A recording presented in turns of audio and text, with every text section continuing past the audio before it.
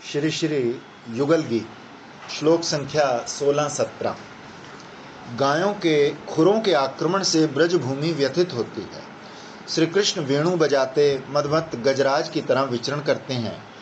उनके ध्वज पद्म अंकुश चिन्हों से युक्त श्री चरण कमल दलों के स्पर्श से ब्रजभूमि की वो व्यथा दूर होती है। वो इस प्रकार जब विचरण करते हैं, ठाकुर जी जमीन की व्यथा दूर कर रहे हैं, तो वो करना चाहे तो वो तुम्हारे लोगों की व्यथा नहीं दूर कर सकते। भगवान का आश्रय लो, अपने अंदर जाओ, बाहर का बाहर रहने दो। हाँ, अगर अभी पार्टी में जाना है, अभी नेता बने हैं, अभी तो रात को 9 बजे तो मीटिंग करके आया।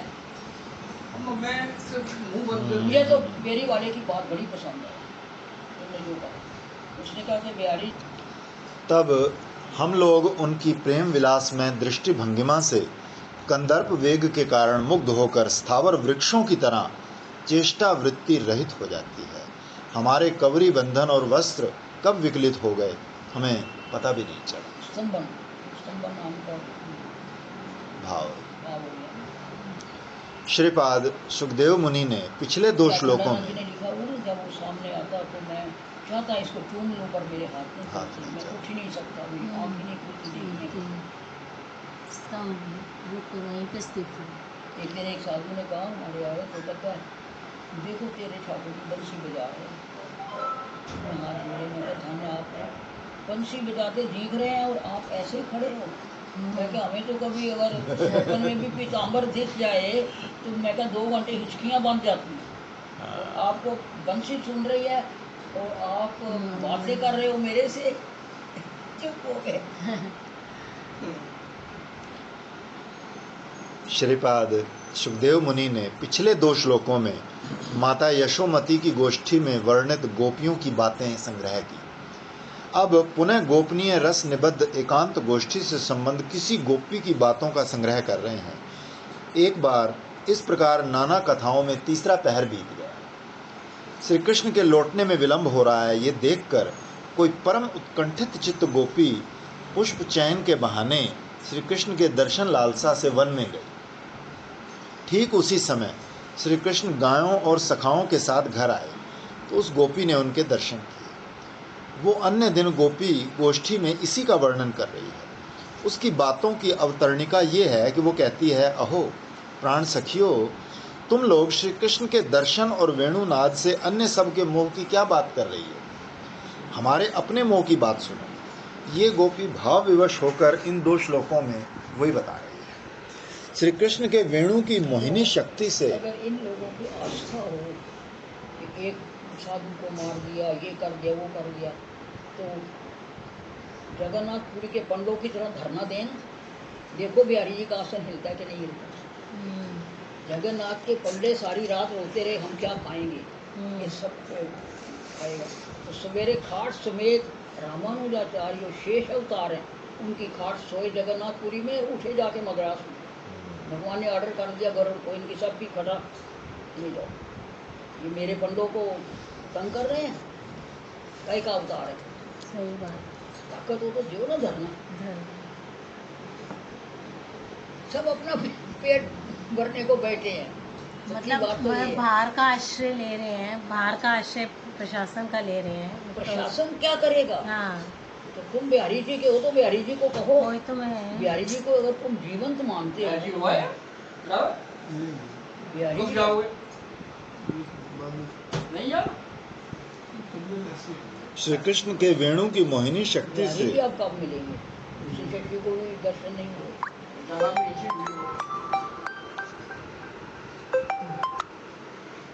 स्थावर जंगम आदि विमोहित हो जाते हैं। स्थावर जंगम की और जंगम स्थावर की गति को प्राप्त हो जाता है। यहाँ तक कि उनसे आरंभ कर देव, देवश्रेष्ठ, इंद्र, रुद्र, ब्रह्मा, गंधर्वाचार्यगण तक वेणुनाद का तत्व न समझकर मोह को प्राप्त हो जाते हैं। जिसकी बंसी में इतनी ताकत है कि सारे ब्रह्मांड को हिला देता है, तो तुम्हारे बिहारी जी की बंसी में ताकत नहीं है, उसको धरना दो उसके आगे। तब इस मोहन वेणुनाद से भावमयी ब्रज देवियां महामोह दशा को प्राप्त होंगी, तो इसमें और क्या संदेह है। तभी ये ब्रज देवी कहती है, श्री कृष्ण के मोहन वंशी रव को लेकर अन्य सब की क्या बात कह रही हो? अपनी सब की दशा की बात ही सोचो ना। हाँ, श्री सनातन गोस्वामी पाद अपनी बृहत तोषणी टीका में कहते हैं कि इस निज पदाब्ज दले पद में निज शब्द प्रयोग होने से वृंदावन में श्री कृष्ण के श्री चरण विन्यास में पादुकाओं का व्यवधान निरस्त हो गया है। श्री कृष्ण गोचारण लीला में पादुका आदि कभी व्यवहार नहीं करते।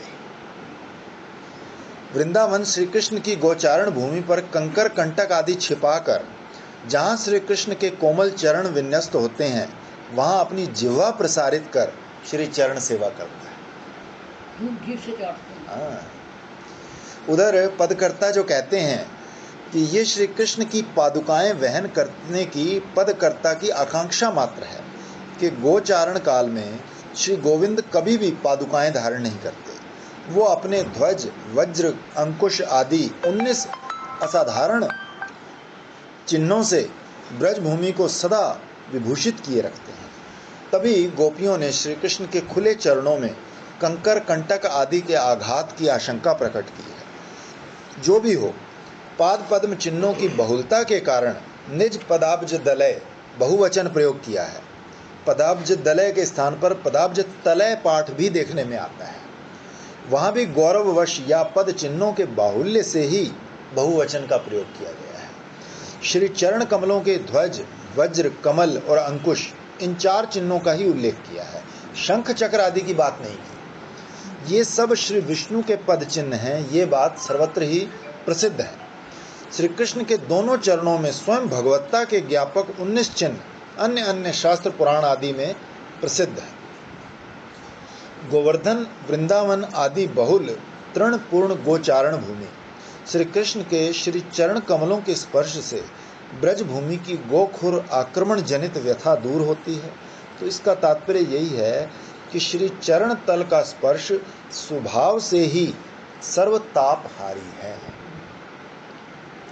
गोखुरों से प्राप्त हुए क्षतों की व्यथा ये केवल इसलिए कहा गया है कि गायों के खुरों के चिन्ह क्षत यानी घाव के समान दिखाई देते हैं। अन्यथा तत्वतः श्री कृष्ण के गायों के खुरों से ब्रजभूमि की व्यथा नहीं होती। कारण क्योंकि गायें श्री हरि के प्रति भक्ति भाव से पूर्ण हैं। वो श्री कृष्ण के प्रति वात्सल्य भाव और श्री कृष्ण भी उनके प्रति मातृतुल्य भक्ति प्रीति प्रकट किया करते हैं। अथवा मानते हैं जब यशोदा को कह दिया तुम्हारा भी पादुका पहने जाते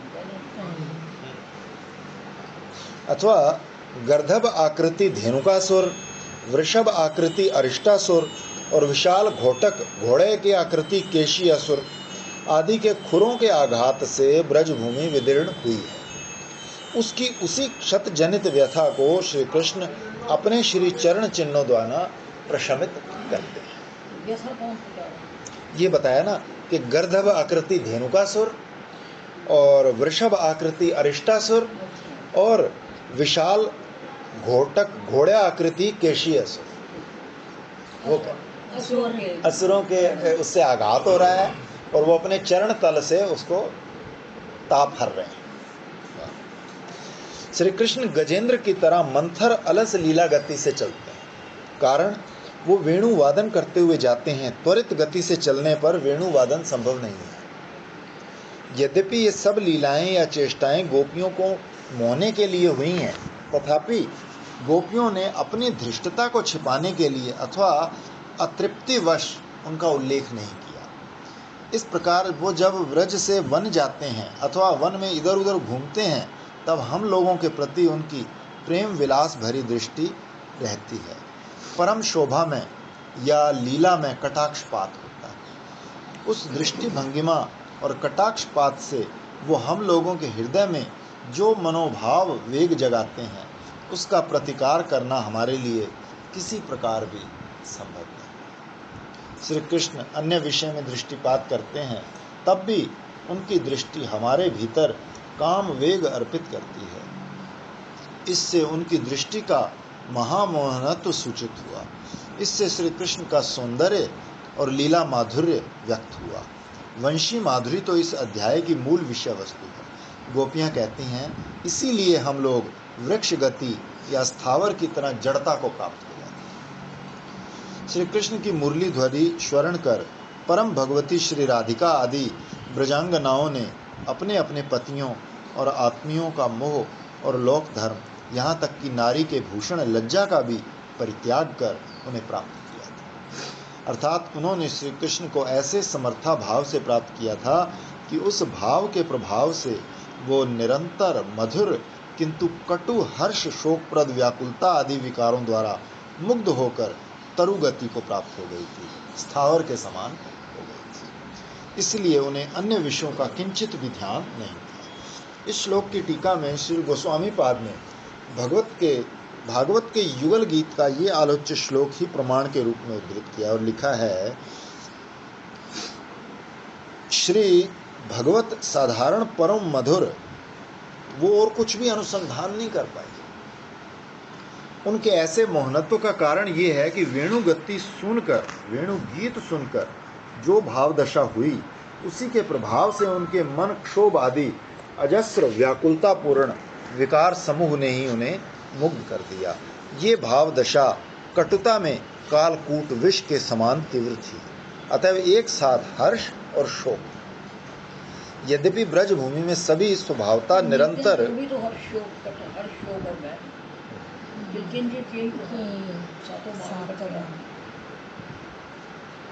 निरंतर श्री कृष्ण प्रेम से परिपूर्ण दिदीप्यमान रहते हैं, अर्थात उन सब का श्री कृष्ण विषयक प्रेम सदा हर्ष शोकप्रद विविध वैचित्री से भरा होता है और उसी से सर्वदा निश्चय ही मोह संगठित हो सकता है।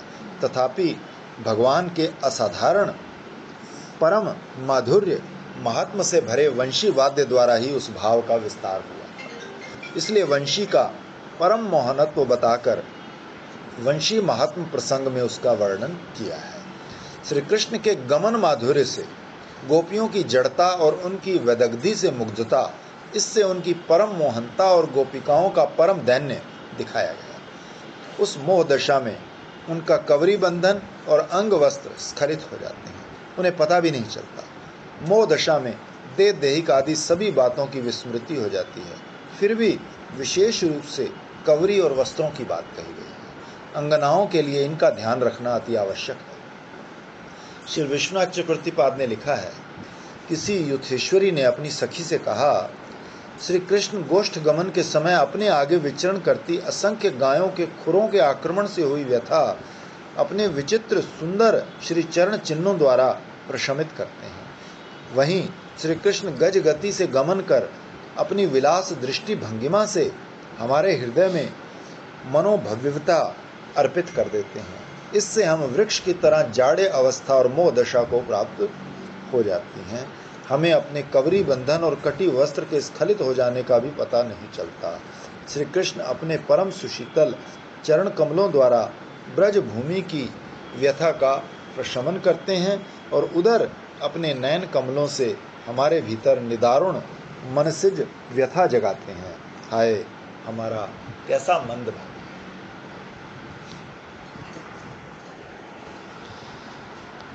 मणि ग्रथित माला धारण किए चारों ओर की गायों की गणना करते हुए प्रिय गंध से युक्त तुलसी माला से भूषित होकर प्रिय सखा के कंधे पर बायां बाहु पाश रखे श्री कृष्ण जो वेणु गीत आरंभ करते हैं, तो वंशी गायन से विमोहित चित्त कृष्ण सार रमणीया हरिणिया अशेष गुण सागर श्री कृष्ण के निकट आकर गोपियों की तरह घर बार की आशा त्याग कर उनकी अनुवर्तनी हो जाती। श्रीमद जीव गोस्वामी पाद ने लघुतोषणी टीका में इस श्लोक की व्याख्या भूमिका में लिखा है, किसी गोपी ने कहा, सखियों, अपराह्न में श्री कृष्ण पुनः वस्त्र बदलकर घर लौटने के लिए वेणुगान से गायों को बार बार आह्वान कर एकत्रित करते हैं और गिनते हैं। उस वेणु रव से वन की हिरनियां भी आकृष्ट हो जाती हैं। कृष्ण मृगी की तरह कृष्ण प्रेयसी हम लोगों को भी वो वेणु गीत आकर्षित करेगा, इसमें क्या संदेह है। इस युगल श्लोक में वही बात बता रहे हैं। श्री कृष्ण अपराह्न में जब घर लौटते हैं तो नित्य ही गायों की गणना करते हैं। गायों की संभाल के लिए गो जाति की गणना आवश्यक है। गो जाति का अर्थ गाय और वृष आदि, महिष आदि अन्य अन्य पशु वर्ग भी हैं, पर स्नेह विशेष के कारण ही गायों की गणना की बात की गई है। यद्यपि श्रीमद् भागवत में आया है कि श्री कृष्ण जिन गोवत्सों को चराते थे वो असंख्य थे, जब वत्स ही अनंत हैं तो धेनु वृष आदि तो परम अनंत हुए। तथापि यूथ आदि भेद से गणना हुआ करती है।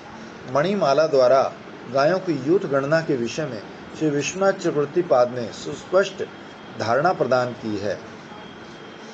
अर्थात श्वेत, रक्त, श्याम और पीत, इन 4 वर्णों में से प्रत्येक के 25 भेद होने से टोटल 100 वर्ण हुए। इसके अतिरिक्त नाना वर्णों की विचित्रताओं के कारण मृदंग मुखत्व, चंदन, तिलक आदि वर्ण और मृदंग मुखत्व आदि आकारों के कारण 8 अन्य भेद हैं। इस प्रकार सब मिलाकर 108 वर्ण और आकार भेद हुए। इसलिए उन वर्ण आकारों की 108 मणियों द्वारा गायों की गणना करने के लिए श्री कृष्ण एक विशेष भोज माला कंठ में धारण करते थे। एक मणि को करते हैं ना तो पूरा हो जाता है, तो मणि चमकती है, तो एक गणना हो गई 25 गाय आ गई।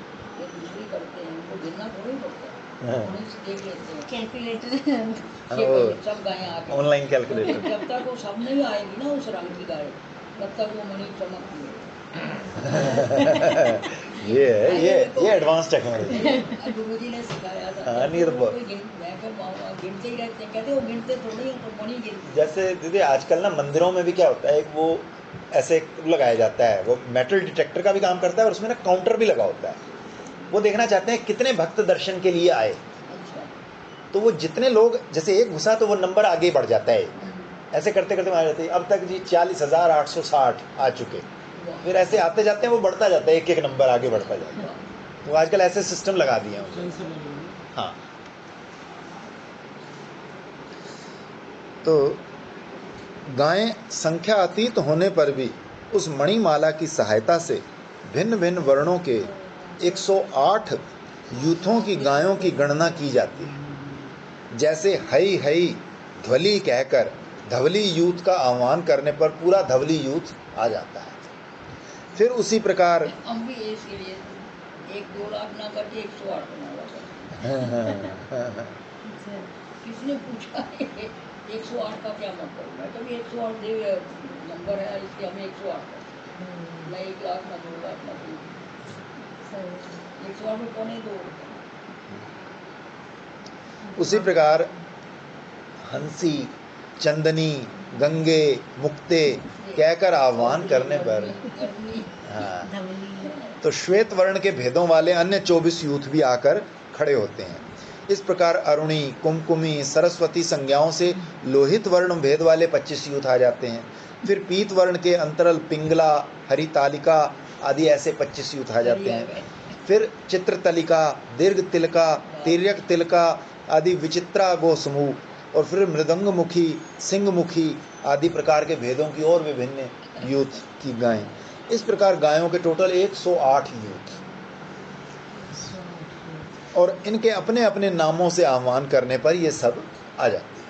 इसके लिए 108 मणियों वाले हार के प्रत्येक दाने को घुमाकर श्री कृष्ण गायों की गणना करते हैं। इसलिए ये भी 108 इसीलिए होगी एक माला। 108 ही तो होते हैं ना। हाँ, पूर्णांक माना गया 8108। इसमें तो 108 का कहते हैं ना कि 8 जो है वो मुख्य सखियाँ हैं, दक्ष है, बाकी 100 मंदिर। अच्छा, और मेरू सुमेरु जो है वो अच्छा 8 सखियाँ 100 मुझे श्रील सनातन गोस्वामी पाद का अभिप्राय ये है, गोपबाला कह रही है कि श्री कृष्ण प्रिय गंध वाली तुलसी माला से विभूषित है। तुलसी की अलौकिक गंध के विषय में हमने 10वें और 11वें श्लोकों की व्याख्या में चर्चा की है। पशु गंध को समझते हैं, इसलिए हिरनियां दूर से तुलसी की गंध से आकृष्ट होकर श्री कृष्ण के निकट आ जाती हैं। उनके श्री कृष्ण के पास आने का ये अन्यतम कारण है। श्री कृष्ण सखा के स्कंद पर बाईं भुजा रखे हुए हैं। इससे लीला अवस्थान और सखा के प्रति स्नेह आदि दिखाया गया है। प्रणयन शब्द से पता चलता है कि वेणु गायन में श्री कृष्ण त्रिभंग ललित मुद्रा में विराजते हैं। बाईं भुजा सखा के कंधे पर रखकर उसे गाढ़ आलिंगन करते हैं, अतः वहीं प्रेम युक्त और सौभाग्यवान। वो शेरे होती ना लड़का, देखो पूरा प्रेम मूर्तिमान होकर खड़ा है, ये जाते हैं शुरू में चढ़ रहे हैं तो छवि है कि बायां हाथ जो है उसको बाएं कंधे पर। हम लोग वैसे सौभाग्य से वंचित हैं, ये भी सूचित हुआ है। सदा सहज नाद में वेणु का केवल एक बार थोड़ा सा वादन, यही अभिप्रेत अर्थ निकलता है। विचित्र मधुर स्वर में वेणु वादन की कोई अपेक्षा नहीं, तथापि वेणु रव सहज माधुर्य में होने के कारण उसका रव मात्र गीत भी प्रेवसित होता है। जब वो श्रीमुख से गायन करते हैं तो गायन के रस विशेष से वेणु वादन करते हैं और उसी वेणु रव से हिरनियां वंचित चित हो जाती हैं। तो वंचित शब्द से आपने सुनी थी वेणु, वो सबको सुनाई देती थी। मालूम नहीं, हमें तो तब पता ही नहीं था। वो तो संप्रदाय में तो 1 रुपये आ गए, वेणु जो है अब बाकी के उसको नाद मानते हैं। कंफर्म करना जरूरी होता है। बंसी को नाद मानते हैं। नए खाते में करना हो ना तो पहले 1 रुपये डाल। नाद मानते हैं। मेरा तो यही बात है। बंसी यही होता है, अंतिम नाद मानते हैं। और जो योगी लोग हैं, सन्यासी योगी हैं, जल्दबाजी वाला काम करना भी नहीं चाहिए। बोल तो जाते हैं आप तो, लेकिन 2-4 दिन भी अटक गए पेमेंट तक तो यहाँ दुख तो रहेगी ना तब तक। तो हमें तो सुनी तो हमने सोचा ये नाद है, हमें तो पता नहीं था। और उसके खंबे से आती थी, ऐसे 4 खंबे लगे बस। चलो रात को बोला ये तुम्हारे कौन बजाता है, तो कहते हाँ मैं बताऊँ। तो मुझे अपने मंदिर में ले गई, जैसे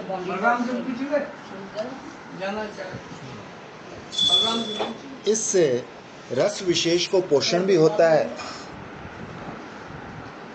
श्लेष अर्थ में ये भी सूचित हुआ जो दे रक्षण परा हैं वे ही गोपिका हैं, अन्यथा इस कृष्ण विरह जीवन में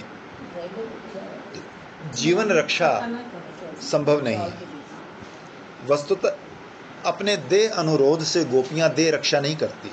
उनकी देह तो श्री कृष्ण के सुख साधन की सामग्री है, उन्हें अपना कोई सुख नहीं चाहिए। श्री कृष्ण सुख के लिए ही वो देह धारण करती है। फिर गोपिका का स्वभाव तो इतना दुर्गेय है कि वो अपना सुख अनुरोध न होने पर भी उन्हें सुख की पराकाष्ठा प्राप्त होती रहती है। गौड़ीय संप्रदाय के वैष्णव इसी गोपिका स्वभाव का ही अनुसरण और अनुगत्य करते हैं। अतः गोपी भाव करी अंगीकार, रात्रि दिने चिंते राधा कृष्णेर विहार। सिद्ध देह चिंती करे ताहाई सेवन, सखी भावे पावे राधा कृष्णेर चरण।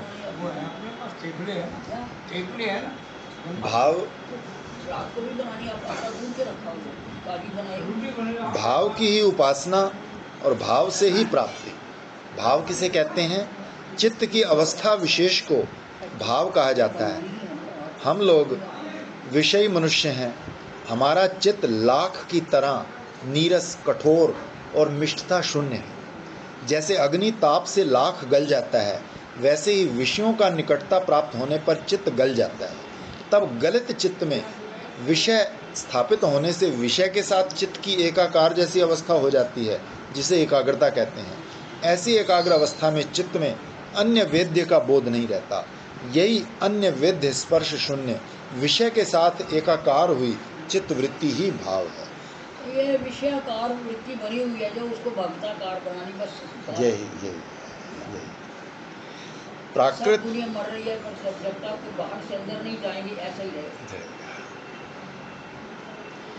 उधर भगवान को विषय बनाकर उनके नाम गुण लीला आदि के श्रवण कीर्तन स्मरण आदि के फलस्वरूप चित्त में जो धारावाहिक भगवत आकारता भगवान के साथ तादात्म्य आती है, वो स्वरूप शक्ति आह्लादनी और संवित की वृत्ति विशेष। भक्ति साधन संस्कार से संस्कृत हुए आत्म स्वरूप को भगवत माधुर्य आस्वादन की योग्यता देने वाला यही भगवत पूर्णता की ओर। इस भाव चंद्रमा के उदय होने से ही भक्त के चित्त में भगवान के नवनवायमान रूप, रस, गंध, स्पर्श आदि का माधुर्य आस्वादन हुआ करता है और इस भाव का चरम आदर्श ही गोपी भाव है। इस गोपी भाव का साधन ही भगवत भाव साधनों में सर्वश्रेष्ठ साधन है। इस गोपी भाव में भी गोपी शिरोमणि श्री कृष्ण प्रियावली मुख्य वृषभानुनंदिनी राधा रानी के श्रीपाद पद्मों का एकांत अंतरंग दास्य मंजरी भाव साधन ही इस विशेष कलयुग में श्रीमन महाप्रभु का महादान है।